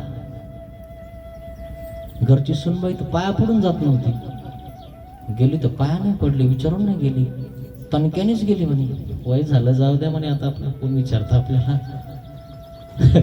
पाया पडून जावं लागतं माहेरी जाताना, माहिती ना? का तुमच्यात नाही आहे? असं आहे ना? सगळं आहे तुमच्यात, फक्त नखरे करता तुम्ही. असा प्रकार आहे, काय सांगावं तुम्हाला. आणि मग ऋतुध्वज राजा काय म्हणतोय बघ, तू 3 मुलं माझ्यावाले संन्यासी करून टाकलेस. त्यांना असं शिक्षण देऊन दिलं आणि त्यांनी मनाने संन्यास घेतला, मला काही करताही नाही आलं. पण हा एक मुलगा तरी माझ्यासाठी राहू दे ना, माझ्या राजाचं कुळ चालवणारा राहू दे ना, याला राजनीती शिकव ना. ती म्हणते याला मी राजनीतीही शिकवण आणि शिक्षणही देईल, संन्यासाचंही शिक्षण देईन आणि हेही देईल, त्याला जे करायचं ते करीन. पण हे बघा, तुम्ही याचं नाव ठेवू नका, मी याचं नाव ठेवते. पण ठीक आहे, काय हरकत नाही, पण राजाला योग्य कर बरं का. तो राजा झाला पाहिजे, गादी त्यांनी चालवली पाहिजे. ठीक आहे म्हणे, काय हरकत नाही, त्याला शिकवणार मी, व्यवस्थित शिकवणार, राजनीती शिकवणार मी त्याला. आई ही आद्यशक्ती असते मित्रांनो, मुलाला कसं घडवायचं त्याच्या हातामध्ये असतं. पण आईच घडली नाही तर मुलगा काय घडणार? पण स्वार्थी राहू नका, निस्वार्थाने प्रेम करा. सांगितलं ठीक आहे, ठेव नाव, ठेवलं नाव. काय नाव ठेवलं? आळर्क. असं म्हणतात की आळर्क याचा अर्थ असा होतो पागल कुत्रा. का ठेवलं माहितीये? तुझ्या लक्षात राहिलं पाहिजे, धनाच्या मागं पळू नको, तू काही पागल नाहीयेस. आणि धनाच्या मागं पळणारे पागल असतात. कुत्रा भोगाच्या मागं पळत असतो माहितीये, आणि म्हणून भोगाच्या मागं पळायचं नाही, म्हणून तुझं नाव आळर्क ठेवलंय. कारण तुझ्या ध्यानात राहिलं पाहिजे की धनाच्या आणि भोगाच्या मागं पळायचं नाही, म्हणून आईनं असं नाव ठेवलं.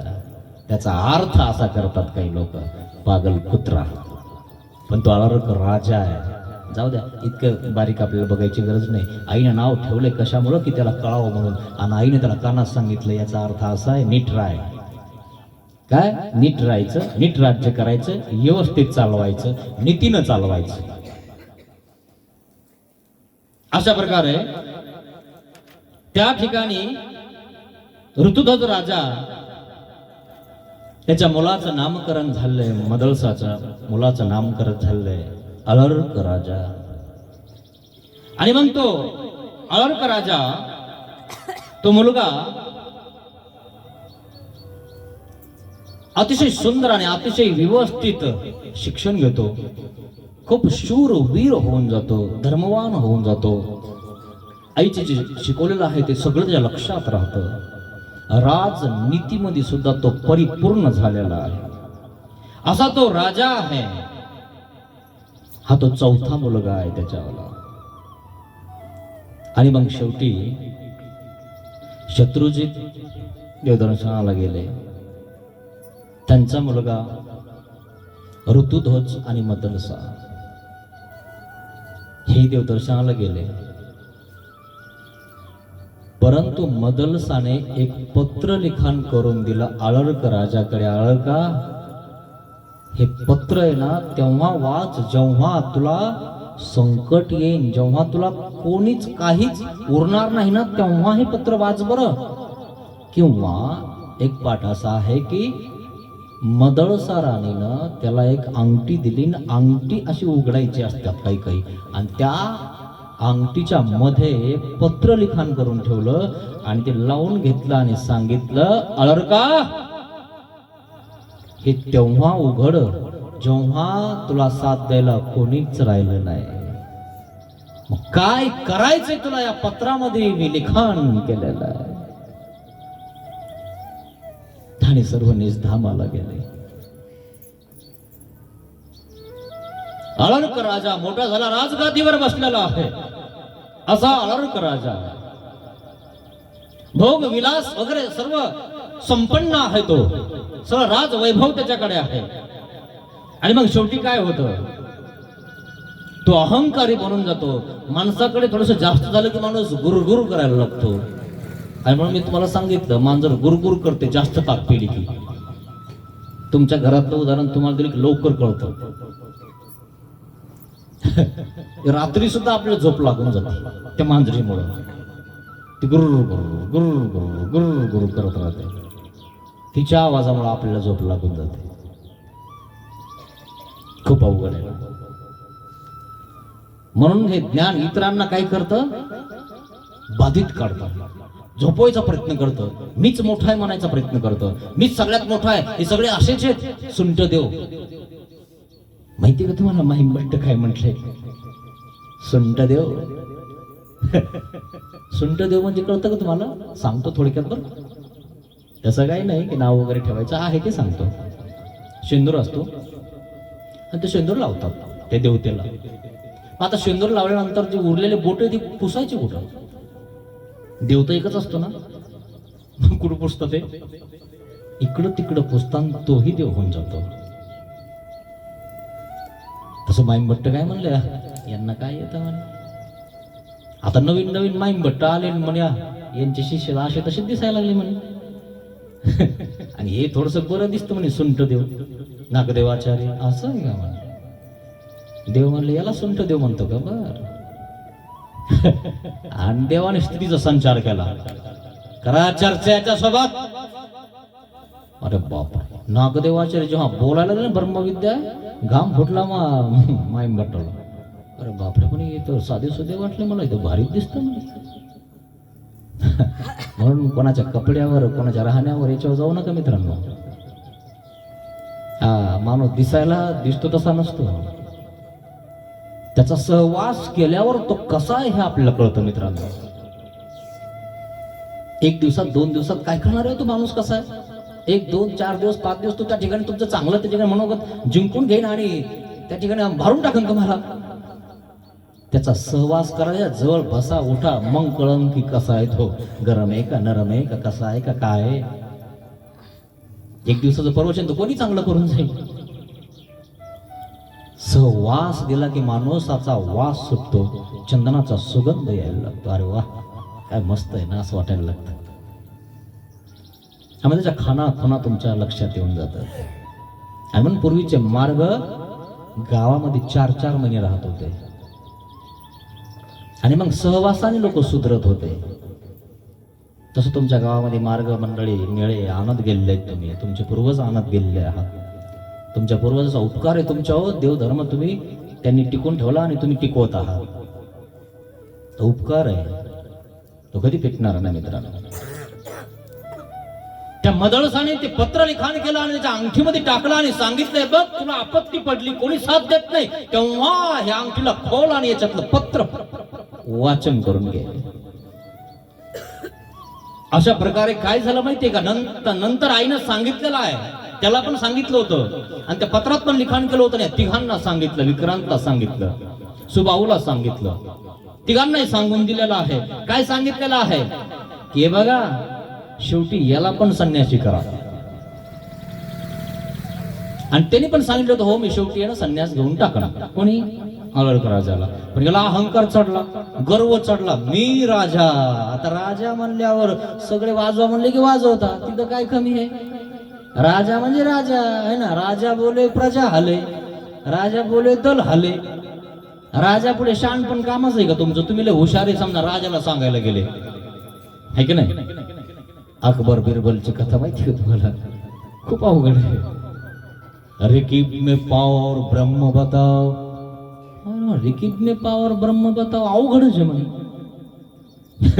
रिकीब मध्ये पाय टाकतो तितक्यातच मला ब्रह्म सांगून द्यायचं म्हणे. आता कसं शक्य एवढं मोठं ब्रह्मविद्याशास्त्र? म्हणजे घोड्यावर बसलं मी जर टांग टाकली की मला लगेच कळालं पाहिजे म्हणून एवढं शक्य आहे का? ह्या अकबर बिरबलच्या कथा आहेत मित्रांनो. शक्य आहे का ते? त्याला अभ्यास करावा लागतो, वेळ द्यावा लागतो, आपलं आयुष्य द्यावं लागतं, तेव्हा कुठं कळतं ते मित्रांनो. एवढंच आपलं काय खळा पाणी त्या काठवडीतलं पाणी प्यायला होत असतं ना, ते मार्गाचं खळा पाणी काढून करावं लागतं. जे भेटन ते पात्रामध्ये घ्यावं लागतं आणि तिथं खावं लागतं, तिथं अभ्यास करावा लागतो. तेव्हा कुठं परमेश्वर कळतो मित्रांनो. परमेश्वर जाणून घ्यायची इच्छाच नाही, फक्त आपले लोक घेतात म्हणून घेताना लागले आपले पळायला कुंकडबी. थोडस जाणून घ्या मित्रांनो की परमेश्वर काय आहे, शास्त्र काय आहे. जाणले ना तुम्हाला संन्यास घ्या म्हणायची गरजच नाही. माझं का वय का संन्यास घ्यायचं? तुम्हाला कळत असेल ना की आलं असं नाही बाबा कसं काय संन्यासी झाला असं, पागल होतं काय? अरे पागलच म्हणायचे ना गावातले, म्हणजे पागल झालं म्हणे मानभावने खाऊ घातलं म्हणे याला. अरे काय खाऊ घातलं असं म्हणे, इतकं चांगलं पोरगण कसं काहीच गेलं म्हणे त्यांच्या मागे, कमालच आहे म्हणे. अरे पागलच झालं म्हणे ते मानभाव सारखंच बोलायला म्हणे, दीक्षाच घेतो म्हणतो म्हणे. दीक्षा घेतो? पागल झालं काय? दीक्षा म्हातारपणी घेत असतात नाही, तरुणपणी घेत असतात काय म्हणे? आता मी पागल नाहीच आहे ना, आता तुम्हाला पागल दिसतो का? खरंय की नाही? पण लोक पागल म्हणाले, मी काय करू? मी पागल जा तिकडं, काय घेणं तुम्हाला? माझं मी बघन, मला जीवन कसं जगायचंय, तुमचं काय गेलं? आणि खरंच पागल बनतो लोक, तुम्हाला सांगतो.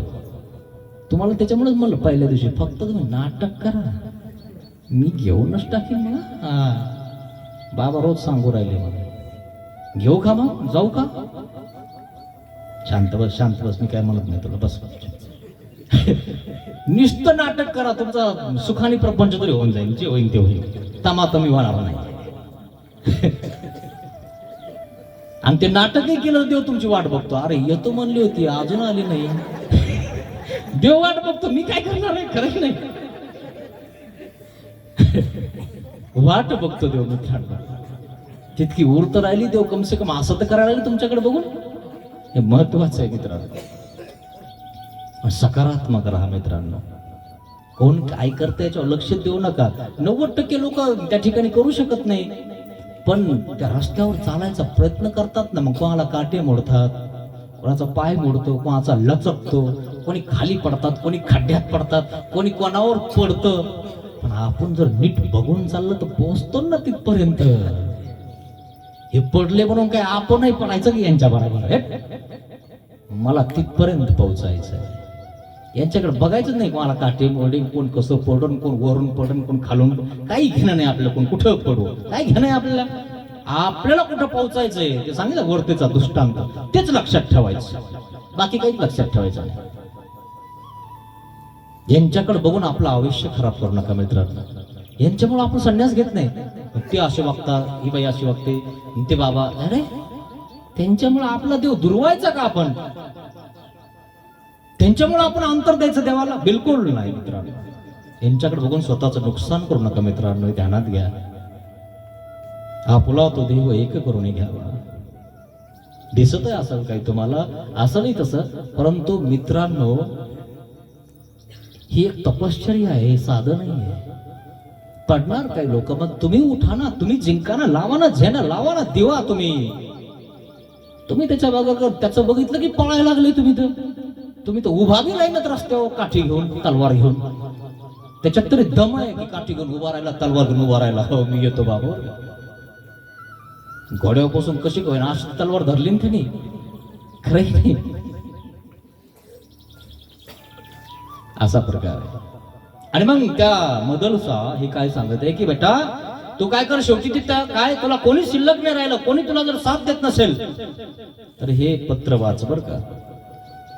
विक्रांत, सुबाहू आणि हे तिघही मुलं, यांना सांगितलं की याला शेवटी संन्यास द्यायचा, म्हणजे याला संन्यासाकडे घेऊन जा, याला जास्त रजविलासामध्ये राहू देऊ नका, हा उगाच अधगतीला जाईल. आणि मग हे तिघ जण वापस आले संन्यासी. आणि मग अलर्क राजाला सांगायला लागले, अरे म्हणे भाऊ आता तू आवर, आता बस कर म्हणे, कोर का हे भोगतो म्हणे राज्य आपल्याला, बस कर म्हणे, आता देऊन टाक. नाही नाही असं राज्य कोणाला द्यायचं का म्हणे, मी नाही म्हणे तुमच्यासोबत. आईनं सांगितलं म्हणे तू आईच्या वचनाचं पालन करत नाहीस, मी नाही करणार पालन केलं म्हणे. हर बाजूला तुम्ही संन्यासी झाले, मी संन्यासी व्हायचं करा म्हणे. आईला वचन दिलं होतं म्हणे तू. आता आईला वचन दिल्यानंतर वचनच होतं पहिले. एकदा का वचन दिले, एकदा का बोललो ना तुम्ही आईला वडिलाला, ती झालं भाऊ तू असं कर, तू असं कर, की पोरं आहे ना खरंच ऐकत होते. आजकाल ते सोडून द्या. आजकाल ते म्हणजे तुम्हाला आम्ही थुका लावायचो दोन्ही बोटाला ना, असं करायचो. लावतो तुम्ही थुका कधी दोन्ही बोटाला ना, असं इकाड्या बोटावरचा थुका आम्ही इकडं करतो, तुला माहिती की बरं इकडं दोन्ही बोटाला थुका लावायचा ना, मध्याला लावायचाच नाही. खरंय की नाही? पोरातली पोरात आम्ही पोरांना घुमवायचो, जसा मोठा असला तुला आणायला घुमवायचा. आणि ते म्हणे हिलच हुशार आहे रे, इकडं थुका इकडं कसंच करताय म्हणे, येड्या दोन्ही बोटाला थुका लावता म्हणे ते.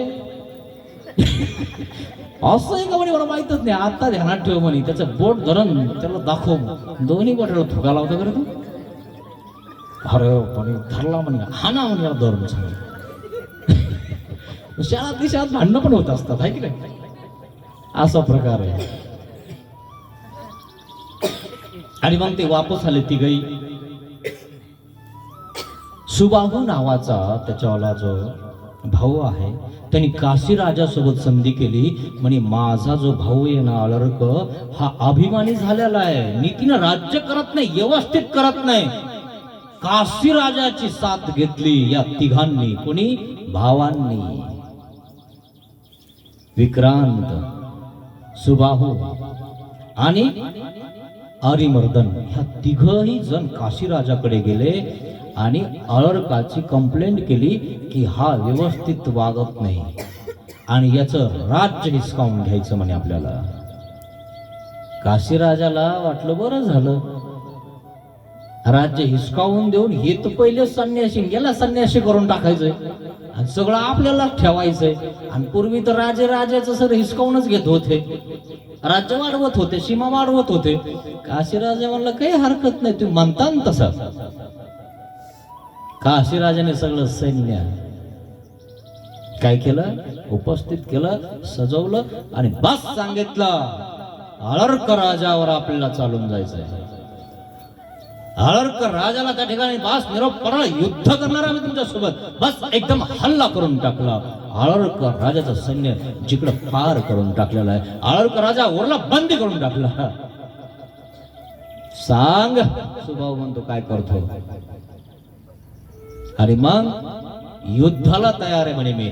आणि मग काशीराज त्या ठिकाणी युद्धाला तयार झालाय. इतकं युद्ध केलं, आळरक राजा पळून गेला, जंगलात पळून गेला. कोणी जवळ राहिलं नाही. राज्य सोडून पळावं लागलं मित्रांनो. किती होतं, खूप काही होतं. राजा म्हणलं काय सांगावं लागतं मित्रांनो तुम्हाला, सगळं काही होतं. पण राज्य हिसकावून घेतलं ना काशीराजा. ते सुबाहू जंगलामध्ये गेला, रडत बसला आणि आईची आठवण करत होता. आईनं सांगितलं होतं, नाही ऐकलं मी आईचं. नाही ऐकत पोरं आपलं मित्रांनो. जेव्हा ठेस लागते ना तेव्हा आठवण येते मात्र आईची. आई ग येते ना आठवण, ठेस लागली की येते. सांगत होती आई इथं खडा आहे पण मी लक्ष नाही दिलं, असा टोचला ना तेव्हा आईचं नाव येतं. मोठा ऍक्सिडेंट झाला वगैरे काही, बाप रे किती मोठा झाळ झाला. बापाचं त्या ठिकाणी नाव घेतो. मोठं काही दुःख आलं की आता दुःख लोटतच नाही. देवा रे, हाता देवाचं नाव घ्यायला लागलं. कसं आहे, आपल्याला जोपर्यंत आहे ना तेल टाकायला पैसे, तोपर्यंत असा कट हाणतो, हाणतो. ते दुपण निघणं बंद होईल ना मग कळन तुला. आणि मग त्या झाडाखाली जाऊन त्याने पाहिलं की आईने मला एक अंगठी दिलेली आहे. खोलून पाहिले, चिठ्ठी काढली आणि त्या अंगठीमध्ये लिखाण केलेलं आहे, शुद्धोसी बुद्धोसी निरंजनेसी संसार माया परिवर्जितासी संसार स्वप्नम त्यजम मोह निद्रा मदलसा वाक्यम वाच पुत्रम. वाचलं त्याने. अरे आईनं मला किती चांगला आणि व्यवस्थित सांगितलेलं आहे. शुद्धोशी शुद्ध हो, शुद्ध करून घे स्वतःला, पाप करू नकोस. बुद्धोशी बोध करून घे, बोध झाल्यावर निघ घरातून. निरंजनेशी निरंतर त्या परमेश्वराचं चिंतन कर. संसार माया, संसार आणि माया सोडून दे. परिवर्जितासी, त्याग करून टाक यांचा. संसार स्वप्नम, संसार कसा आहे, स्वप्नासारखा आहे मित्रांनो. हाय का नाही बघा. स्वप्न लटिका आहे ना, स्वप्नवत आहे. पण सुख दुःख भोगिले ते साच. संसारामध्ये सुख आणि दुःख तुम्ही भोगता ना या शरीराद्वारे, हे खरं आहे. पण संसार खोटा आहे. माणूस मेला आणि लवकर मेला की दुसरा करते, किंवा ती मेली लवकर मेली तर तो दुसरी करते, तो दुसरी करून घेतो. कोणाचं काय राहतं मित्रांनो. 6 महिन्यात तर नाव पण विसरून जातो. मै एक पत्नी होती. जर फोटो गिटो लावला असेल तर त्याला आठवण येते, नाही तर अशी तर आठवण नाही होती, नाही काही वेळही नाही.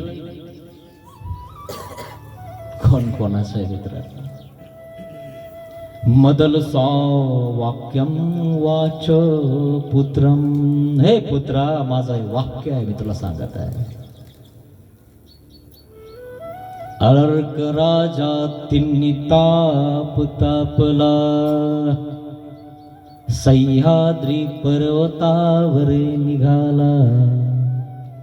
आणि सह्याद्री पर्वतावर अर्का हा श्री दत्तात्रय महाराजांचा शिष्य. त्यांचं दर्शन झाले आणि ज्ञान दिले. ऐसा तो अर्क राजा. श्री दत्तात्रय महाराजांचं दर्शन झालं की उद्धार होतो. शेवटी आईच्या वचनामुळे होतो. कोणाकडे सरकला? देवाकडे सरकला की नाही? आला की नाही? दर्शन झालं की नाही? मोक्ष प्राप्ती होणार त्याला. तुम्हाला काय प्राप्त करायचे तुम्ही ठरवा मित्रांनो. जो जे वांछील ते तुला आहे, हे ध्यानात ठेवा. इतर वैष्णवपंथाचे असतील ना गावात, त्यांना विचारा जो जे लाहेल म्हणजे काय हो. आमचे बाबाला सांगत होते म्हणे रात्री, अरे येड्या, जे मागितलं ते भेटतं, ते सांगा ना तुम्हाला. तुला काय पाहिजे तू ठरव. कसं आहे, तुम्हाला काय पाहिजे तुम्ही ठरवा. संसार पाहिजे का मुक्ती पाहिजे का मोक्ष पाहिजे, हे सगळं तुमच्या हातात आहे. आजपर्यंत फक्त संसारात डुबले असाल तर देवाला क्षमा मागा की महाराज आजपासून तरी आम्ही आळरकासारखं करणार. एक दिवशी लात मारणार या संसाराला आणि परमार्थ करणार, आणि देवाला क्षमा मागा. पतित पावन दीनदयाळा, दया करी रे स्वामी, अज्ञानाने घडले पातक, म्हणून पापिया दया करी रे स्वामी, जमनाने पाप कल्पिले, हे मन तुला दिले मी, दया करी रे स्वामी, जावाचे ने जना दुखविले, जीवाचा तुला दिली मी, दया करी रे स्वामी, देहाने हा कर्म कराया,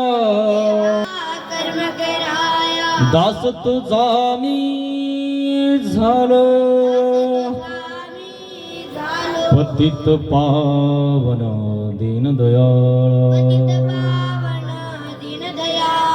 दया करी रे स्वामी, दया करी रे स्वामी, दया करी रे स्वामी. श्री दत्तात्रय महाराज की जय. दंडवत हो.